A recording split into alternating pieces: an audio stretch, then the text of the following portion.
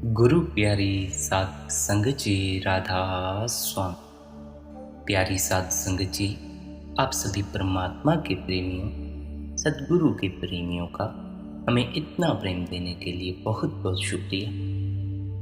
आज का यह सत्संग भी प्रेम के विषय पर आधारित सत्संग है।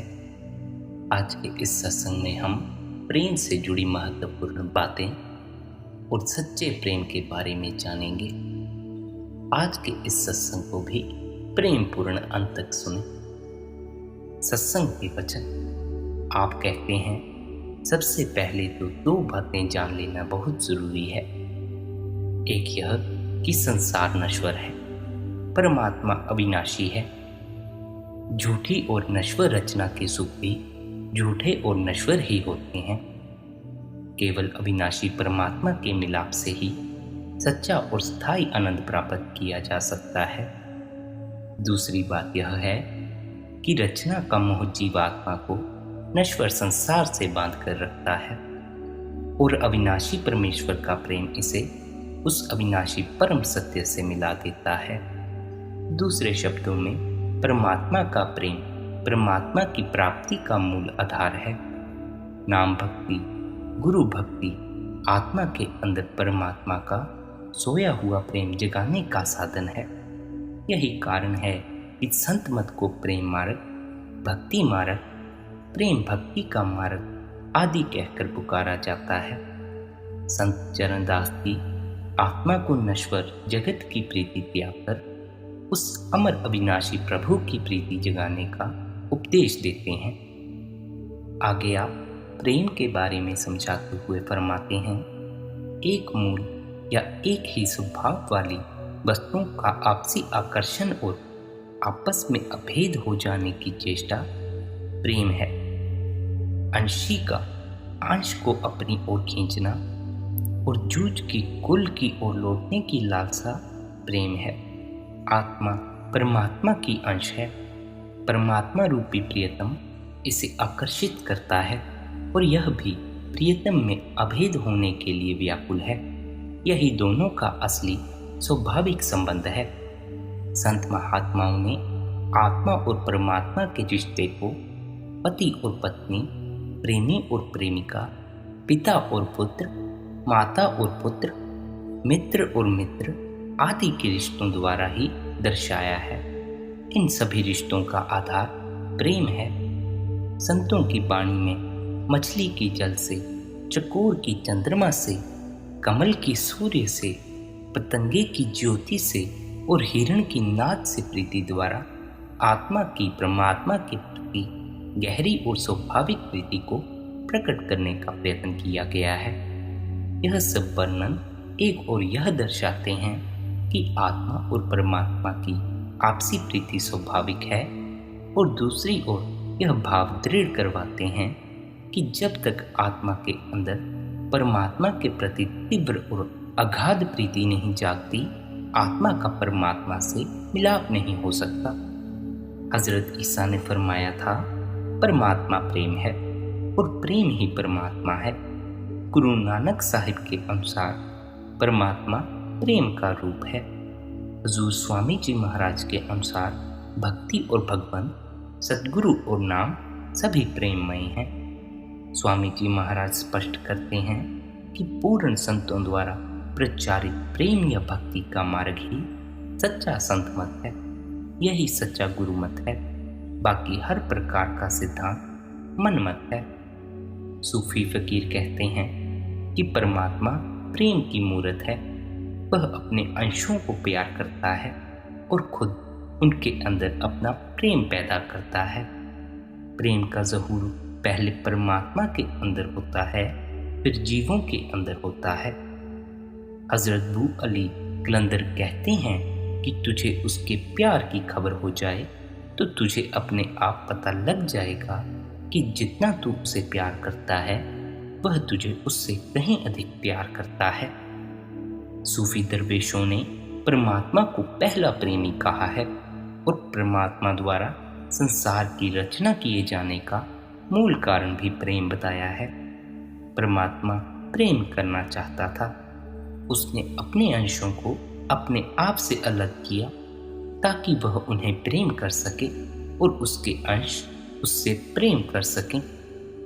आगे सवाल पैदा हुआ कि परमात्मा ने इतनी रचना किस लिए रची जिस पर आप फरमाते हैं वह आशिक है, प्रेमी है, वह इश्क करना चाहता था। इसलिए जब उसने रचना रची और आत्माओं को संसार में भेजा तो उनमें अपनी प्रीति की ज्योति रख दी। आत्मा के अंदर रचना के समय से ही परमात्मा का प्रेम समाया हुआ है। जो गुण किसी की हस्ती का सार होता है वही उसे सबसे प्रिय लगता है और वही उसे वश में करने का अचूक साधन होता है। बेचारी आत्मा के पास प्रेम के सिवा कोई चारा नहीं और प्रेम से बड़ा भी कोई चारा नहीं।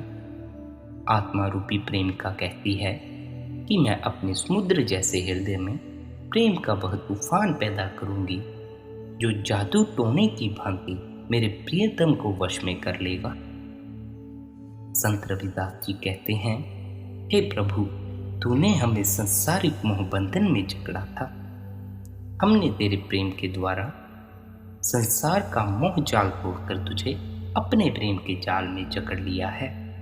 अब तू हमारे प्रेम के बंधन को तोड़कर दिखा। आगे आप फरमाते हैं, हम परमात्मा से मिलने के लिए कर्म मार्ग, ज्ञान मार्ग, हठ मार्ग आदि का सहारा लेने लग जाते हैं। हठ कर्मों की कठोर साधनाएं प्रत्येक जीव के वश की बात नहीं है। ग्रंथ शास्त्रों का विश्लेषण हर जीव नहीं कर सकता।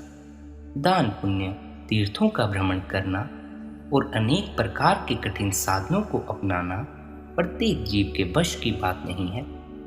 इसके अतिरिक्त जब तक पूजा पाठ, दान पुण्य, तीर्थ व्रत आदि हर प्रकार के साधन बाहरमुखी हैं। हवन, यज्ञ और अन्य कर्मों की विधियां बहुत सूक्ष्म हैं। विधि पूर्वक न होने पर इनका उल्ट फल मिल सकता है। प्राणायाम की क्रियाएं कुंभक, रेचक, पूरक, अंतड़ियों की सफाई के लिए प्रयुक्त हैं। अंतड़ियों की सफाई के लिए प्रयुक्त की जाने वाली धोती, बस्ती, नेति की क्रियाएं और सिद्धों के 84 आसन करने में जरा सी भी भूल चूक ऐसी कठिन बीमारियों का कारण बनती हैं जिनसे सारी उम्र छुटकारा नहीं मिलता। गुरु गोविंद सिंह जी ने केवल प्रेम को परमात्मा की प्राप्ति का साधन माना है और केवल प्रेम ही परमात्मा की प्राप्ति का सच्चा साधन है। इसके अलावा हम ना तो हठ मार्ग के जरिए परमात्मा की प्राप्ति कर सकते हैं, ना ही दान पुण्य करके कर सकते हैं। हाँ, ऐसा बेशक हो सकता है कि हमें अपने पुण्य का फल जरूर मिले। हम अगले जन्म में सेठ साहूकार बनकर आ सकते हैं, मगर परमात्मा की प्राप्ति किसी भी तरह के कर्मकांड से नहीं होती। आप कहते हैं सभी गुणों और विशेषताओं की खान परमात्मा का सच्चा प्रेम है। प्रभु के प्रेम की जड़ के बिना नेकी और सदाचार के पौधे में कभी भी सुंदर, सुहावने और मीठे फल फूल नहीं लग सकते। प्रेम की कमी किसी दूसरी वस्तु से पूरी नहीं हो सकती। जीवन की हर कमी की दुआ प्रेम है, पर प्रेम की कमी की दुआ प्रेम के सिवाय और कोई नहीं। प्रेम पूर्ण करने में प्राण होते हैं, रस होता है, आनंद और प्रसन्नता होती है। प्रेम वहीन और जबरदस्ती किए कर्मों में ना कोई गुण होता है और ना ही उनसे कोई लाभ होता है। प्रेम से किए गए कार्य ही सही अर्थों में गुणकारी होते हैं। संत महात्माओं ने रूहानियत के पौधे को कर्म, हठ और ज्ञान के मरुस्थल से निकालकर प्रेम की सुंदर सुहावनी, रमणीक और रसीली घाटी में लाकर लगाया है। इसलिए संत नामदेव, बाबा फरीद, गुरु नानक साहिब आदि संत और सूफी फकीरों ने आत्मा और परमात्मा के रिश्ते को पति पत्नी, प्रियतम और प्रेमिका के सर संबंध से तुलना करके समझाया हुआ है। इन सब पूर्ण पुरुषों की वाणी, उपदेश और करनी का आधार प्रेम ही है। इन सब की विचारधारा का सार प्रेम ही है। गहरे प्रेम के श्रृंगार से सुशोभित आत्मा ही सच्ची सुहागिन है और वही प्रियतम से मिलाप कर सकती है। आप कहते हैं सच्चा प्रेम प्रेमी को पूरी तरह प्रियतम पर आश्रित कर देता है। ऐसा प्रेम ही उसके अंदर धैर्य, कृतज्ञता, साधुता, ईश्वर पर भरोसा और हुक्म मानने का भाव पैदा करता है, क्योंकि प्रेमी सुख दुख को उस प्रियतम की दात समझकर खुशी खुशी दिन गुजार देता है और हर हालत में ध्यान अपने प्रियतम के प्रेम में रखता है। वह प्रेम में इतना मगन होता है कि संसारिक उतार चढ़ाव उसका ध्यान ही नहीं खींचते।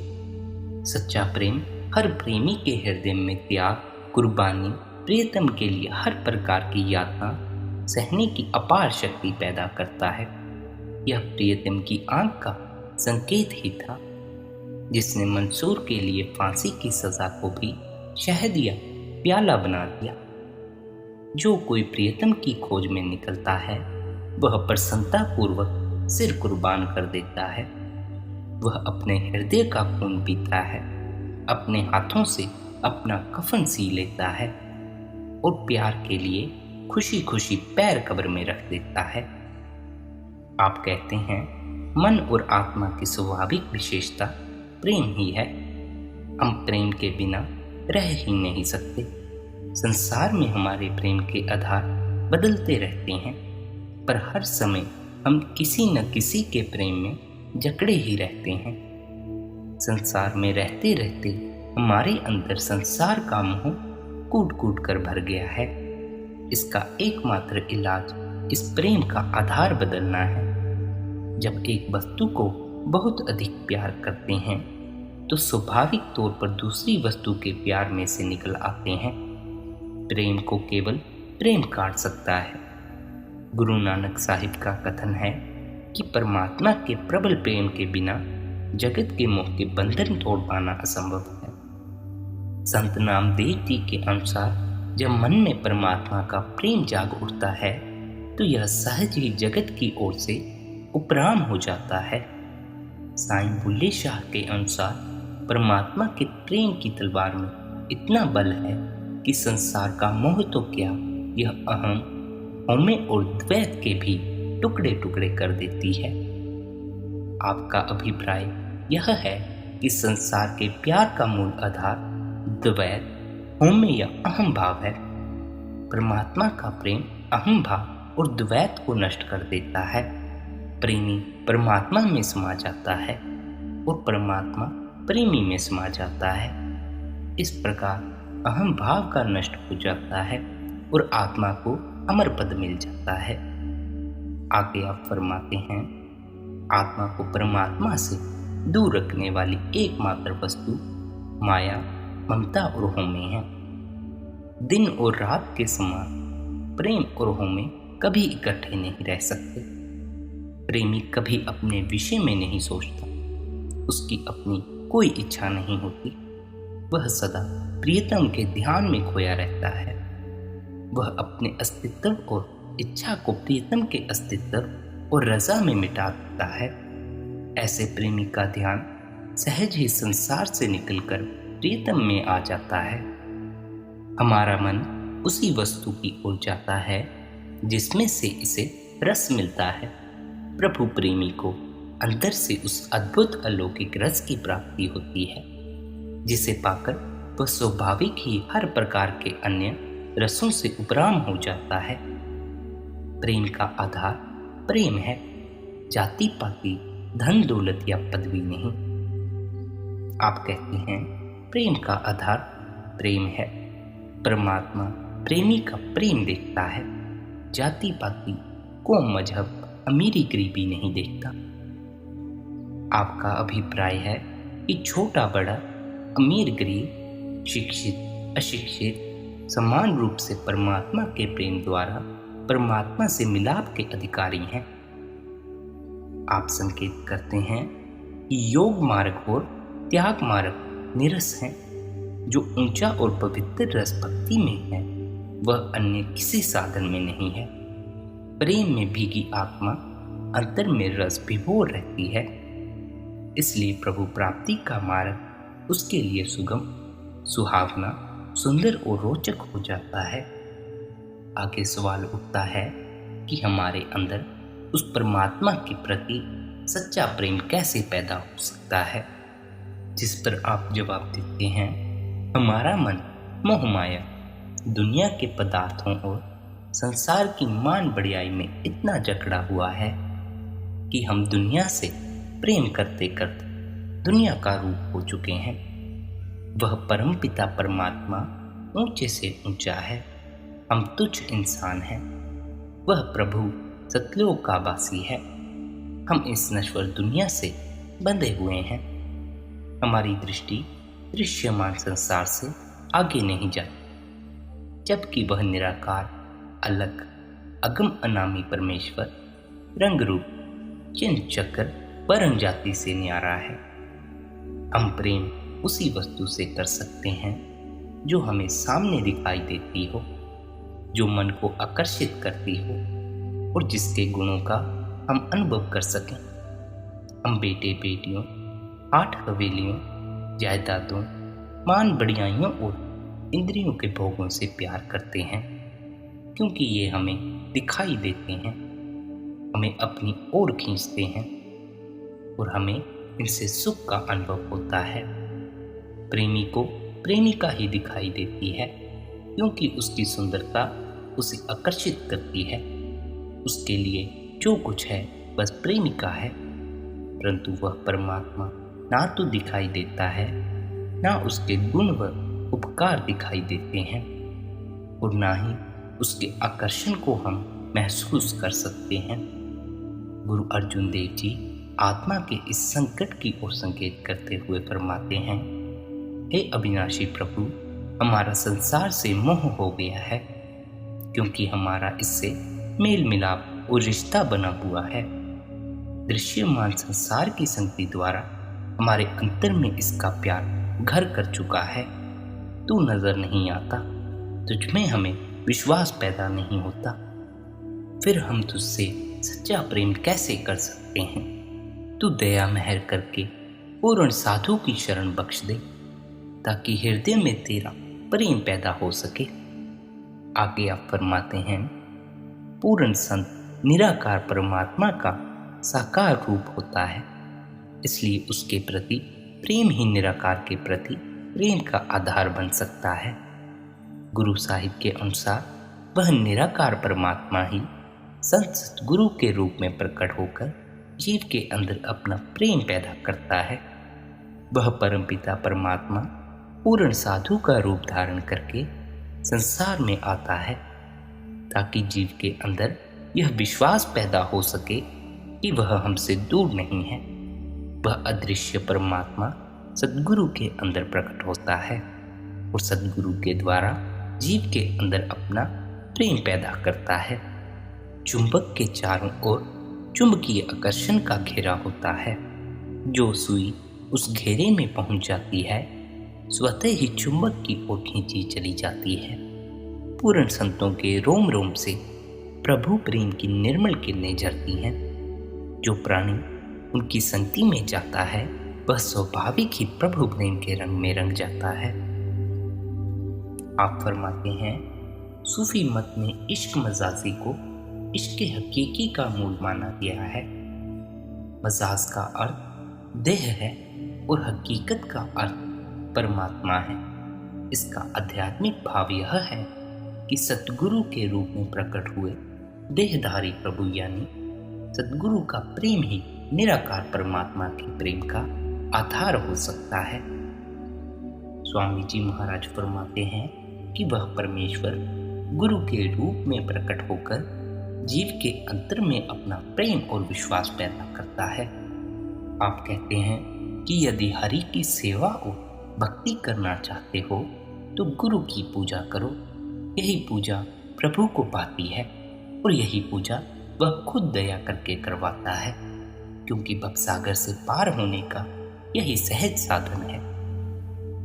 आगे आप सतगुरु के प्रति सच्चा प्रेम पैदा करने का उपदेश देते हुए कहते हैं, गुरु भक्ति का एक अंग देह स्वरूप सतगुरु के लिए प्रीति प्रतीति है।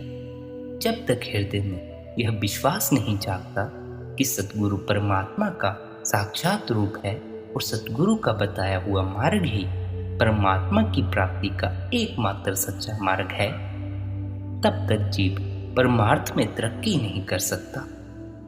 सतगुरु भक्ति का दूसरा अंग सतगुरु के उपदेश पर प्रेम और विश्वास के साथ अमल करना है। सतगुरु के प्रति असली प्रेम सतगुरु के उपदेश के प्रेम में प्रकट होना चाहिए। दूसरे शब्दों में, जो शिष्य अधिक से अधिक प्रेम और विश्वास के साथ सतगुरु द्वारा समझाए रूहानी अभ्यास में मन लगाता है, वही सच्चा गुरु भक्त है। इसी विचार का दूसरा पहलू यह भी है कि सतगुरु द्वारा बताई युक्ति के अनुसार नाम का सिमरन सतगुरु और परमात्मा के प्रेम का प्रतीक है। जिसे जिससे प्रेम होता है वह हर पल उसी का सिमरन करता है। सिमरन से प्रेम होना ही सतगुरु का प्रेम है और सिमरन का प्रेम ही परमात्मा के प्रेम का वास्तविक परिणाम है। जिस हृदय में सिमरन के लिए प्रेम नहीं जागा, समझो उसके अंतर में सतगुरु और परमात्मा का प्रेम भी नहीं जागा। सतगुरु अपनी शरण में आने वाले जीव को नाम के सिमरन और गुरु के स्वरूप के ध्यान की युक्ति सिखाते हैं।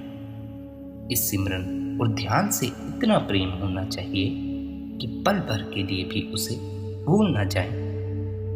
कबीर साहिब ने अपने सिमरन के अंग में समझाया है कि हृदय में सतगुरु और उसके बख्शे नाम के सिमरन से इतना प्रेम या अनुराग होना चाहिए जैसा कामी को कामिनी से, कंगाल को धन से, मछली को पानी से और पतंगे को ज्योति से होता है।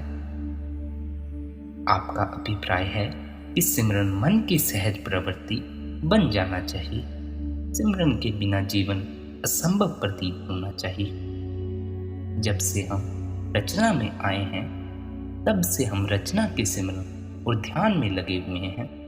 अनेक युगों से रचना का सिमरन करते करते हम रचना का ही अंग बनकर रह गए हैं। अब हमें अपने प्रियतम के नाम का इतना सिमरन करना चाहिए और सतगुरु के स्वरूप का इस प्रकार ध्यान करना चाहिए कि जगत के सिमरन की बजाय जगदीश का सिमरन और सतगुरु के स्वरूप का ध्यान हमारे अस्तित्व का आधार बन जाए। गुरु अर्जुन देव जी ने सुखमणि की पहली अष्टपदी में नाम के सिमरन की जो महिमा की है, वह अपना उदाहरण आप हैं। आपने हर प्रकार की परमार्थिक प्राप्ति को सिमरन पर आधारित किया है, क्योंकि सिमरन द्वारा ही ध्यान केंद्रित होता है और सिमरन से ही लेव शब्द से जुड़ती है। कबीर साहिब ने भी सुमिरन के अंग में संकेत किया है कि सिमरन ही जीव को शब्द रूपी अजपा जाप से मिलवाने वाला वास्तविक साधन है। आप कहते हैं कि जैसे जैसे शिष्य प्रेम और विश्वास के साथ सतगुरु की भक्ति करते हैं और सतगुरु की बताई युक्ति के अनुसार अभ्यास करते हैं, वे अपने आप राम के निकट होते जाते हैं। सच्चा प्रेम इस कदर प्रियतम के सिमरन और ध्यान में खो जाता है कि वह अपना अस्तित्व पूरी तरह प्रियतम में ही खो देता है। ऐसा प्रेमी प्रियतम में समाकर प्रियतम का ही रूप हो जाता है। आगे आप फरमाते हैं, सिमरन और ध्यान का प्रमुख ध्येय सूरत को संसार और शरीर में से समेटकर आंखों के पीछे एकाग्र और स्थिर करना है। इस अभ्यास को गुरु भक्ति कहा जाता है। जब गुरु भक्ति पूरी हो जाती है, अर्थात सिमरन और ध्यान की सहायता से सूरत आंखों के पीछे एकाग्र और स्थिर हो जाती है, तब यह अपने आप अंतर में शब्द यानी नाम से जुड़ जाती है। यहाँ से नाम भक्ति का आरंभ होता है। नाम परमात्मा का निज रूप है।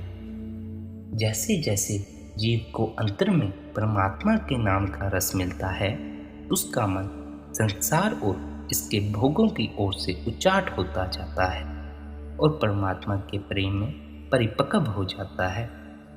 मन में जगत की प्रीति की बजाय जगदीश की प्रीति बलवान होती जाती है।